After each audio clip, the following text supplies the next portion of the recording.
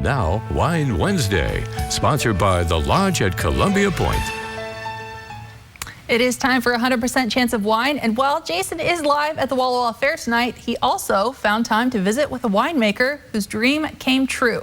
The long road he took to opening his winery, time and direction.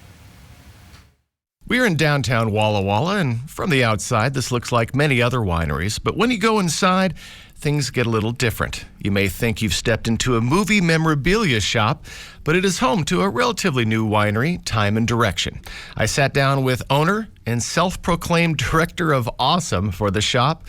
His road to Walla Walla was a long one, starting in New York City. Go to New York, and first day on the job, they're like, oh, they're doing a wine tasting in the back. I was like, oh, great. But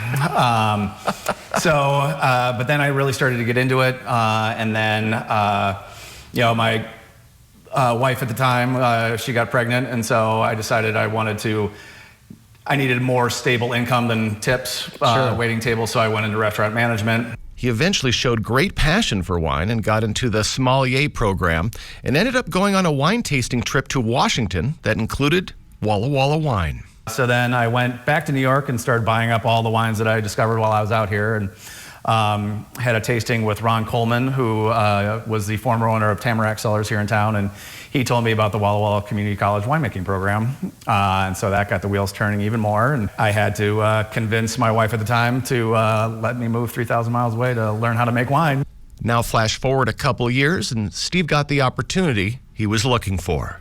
I worked for Aaron Morrell for 4 years in his cellar and his production team, and after I went to the community college winemaking program simultaneously while working for Aaron full-time. And so when I graduated, he had came up to me and said, I've been thinking about starting an employee benefit program where you guys can make up to 1,000 cases of wine in the facility free of charge. And so it was like, all right, this is why I moved out here. Let's make a go of this. And so we used the last of our savings to buy the first batch of grapes. Wow. So the dream is starting to materialize. Yeah. So was there a point where you felt, oops, I may have made a mistake, or did it just feel right the whole way? It just kind of felt right the whole way. There's some days where I'll come in here, I was like, I have my own place. Like, I have my own tasting room. I'm my own boss. I want to say that that's everybody's dream, to someday be able to do that, but sure, I will be like, I can't believe that this is actually happening.